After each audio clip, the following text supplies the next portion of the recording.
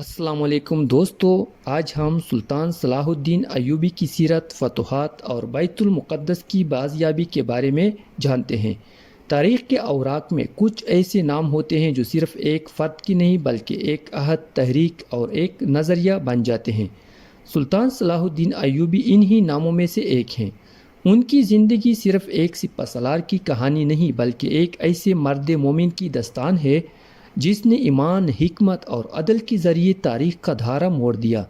ان کی شخصیت میں جہاں ایک فاتح کی جرأت تھی، وہاں ایک عارف کا حلم، ایک قاضی کا عدل اور ایک رہنما کی بصیرت بھی تھی۔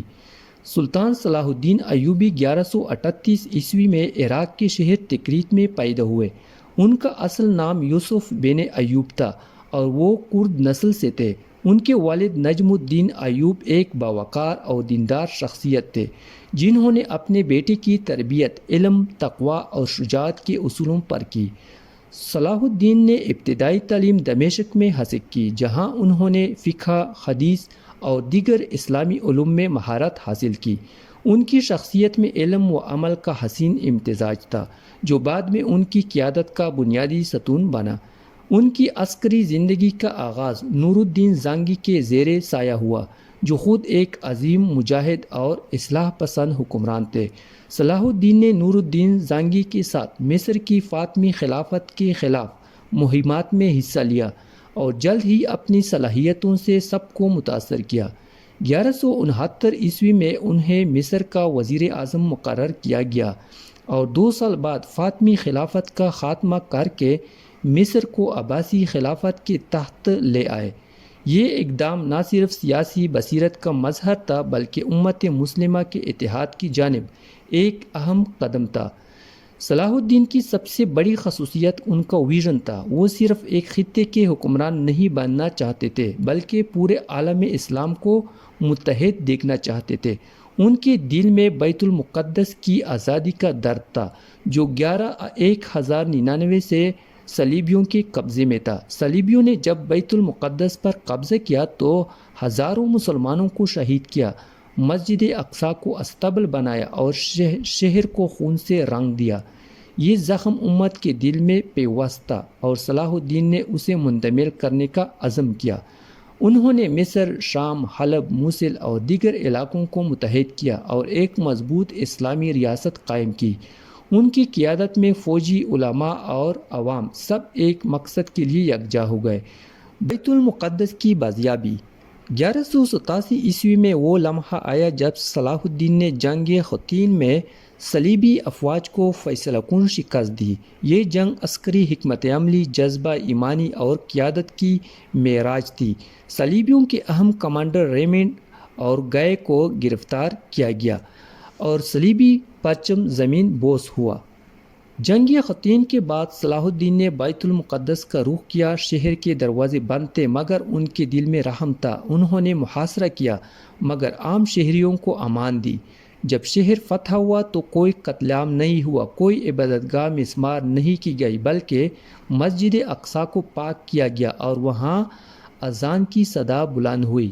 یہ وہ لمحہ تھا جب تاریخ نے دیکھا کہ ایک فاتح دشمنوں کو معاف کر کے انسانیت کی معراج کو پہنچ سکتا ہے۔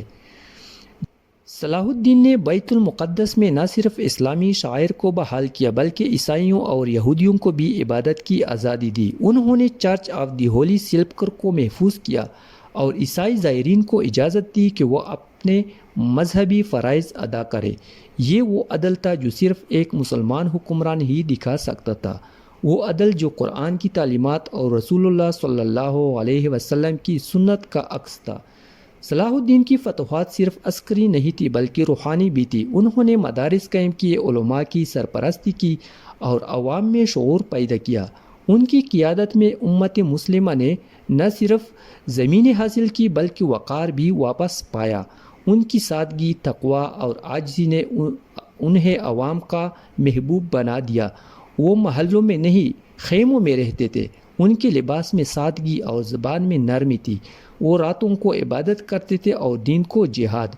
ان کی زندگی کا ایک اور پہلو ان کی دشمنوں سے حسن سلوک تھا۔ جب صلیبی کمانڈر ریمنڈ نے مسلمانوں کو قتل کیا اور صلاح الدین نے اسے معاف کر دیا، جب بیت المقدس فتح ہوا تو انہوں نے عیسائی عورتوں اور بچوں کو محفوظ راستہ دیا۔ ان کے اس رویے نے یورپ میں ان کی عظمت کو تسلیم کروایا۔ آج بھی مغربی تاریخدان انہیں دی میگنیمس سلطان یعنی فیاض سلطان کے لقب سے یاد کرتے ہیں۔ صلاح الدین کی وفات 1193 عیسوی میں دمشق میں ہوئی۔ ان کے جنازے میں ہزاروں افراد شریک ہوئے اور ان کی قبر آج بھی دمشق میں زیارت گاہ بنی ہوئی ہے۔ ان کی وفات کے وقت ان کے پاس کوئی خزانہ نہ تھا، نہ سونا، نہ چاندی، نہ محل، نہ زمین۔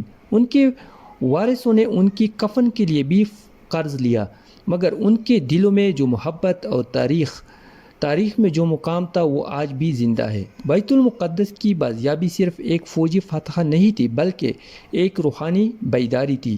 صلاح الدین نے امت کو یاد دلایا کہ ایمان، اتحاد اور عدل کے ذریعے دنیا بدلی جا سکتی ہے۔ انہوں نے ہمیں سکھایا کہ دشمن کو شکست دینا کافی نہیں بلکہ اسے معاف کر کے دل جیتنا حاصل فتح ہے۔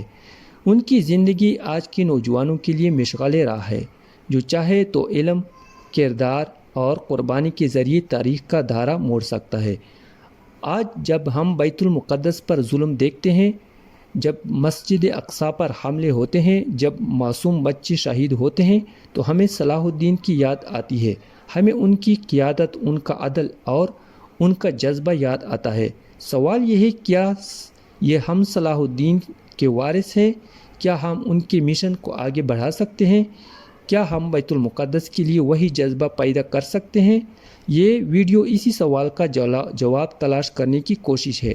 صلاح الدین ایوبی کی سیرت ہمیں بتاتی ہے کہ اگر نیت خالص ہو، قیادت مخلص ہو اور امت متحد ہو تو کوئی طاقت بیت المقدس کو قید نہیں رکھ سکتی۔ ان کی زندگی ایک پیغام ہے، فتح صرف تلوار سے نہیں کردار سے ہوتی ہے۔ ایوبی سلطنت کا زوال، استعمار کی سازشیں اور فلسطین کی تقسیم۔ صلاح الدین ایوبی کی وفات کے بعد اسلامی دنیا ایک عظیم قائد سے محروم ہو گئی۔ ان کی وفات 1193 میں دمشق میں ہوئی اور